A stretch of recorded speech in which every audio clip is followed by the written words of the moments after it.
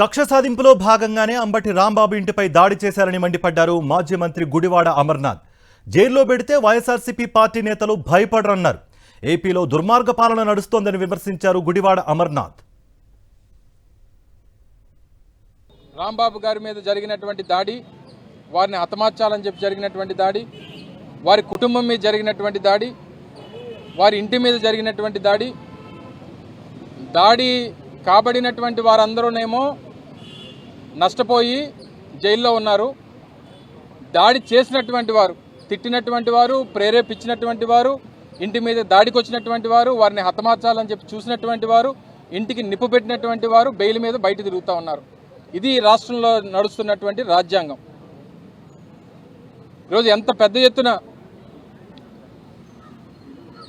రైతులు కానీ, మహిళలు కానీ, నిరుద్యోగ యువత కానీ రాష్ట్రంలో ఇబ్బందులు పడుతూ ఉన్నటువంటి పరిస్థితుల్లో వారు అధికారంలోకి వచ్చి 2 సంవత్సరాలు పూర్తవుతా ఉన్నా వారిని పట్టించుకునేటువంటి నాదుడు ప్రభుత్వంలో లేడు అనేటువంటి మాట రాష్ట్రంలో ఉన్నటువంటి పేదవాడు గగ్గోలు పెడతా ఉన్నా ఇవేవి కూడా వారికి పట్టట్లేదు. కేవలం 20 మాసాల్లో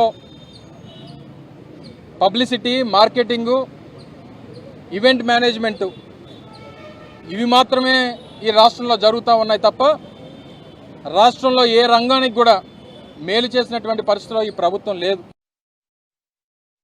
బడ్జెట్ విషయంలో కూడా ఏదైనా ప్రశ్నిస్తే వాళ్ళు ఎక్కడ గొంతు నొక్కాలని చూడడమే టీడీపీ కూటమి తాలూకు ఎజెండా.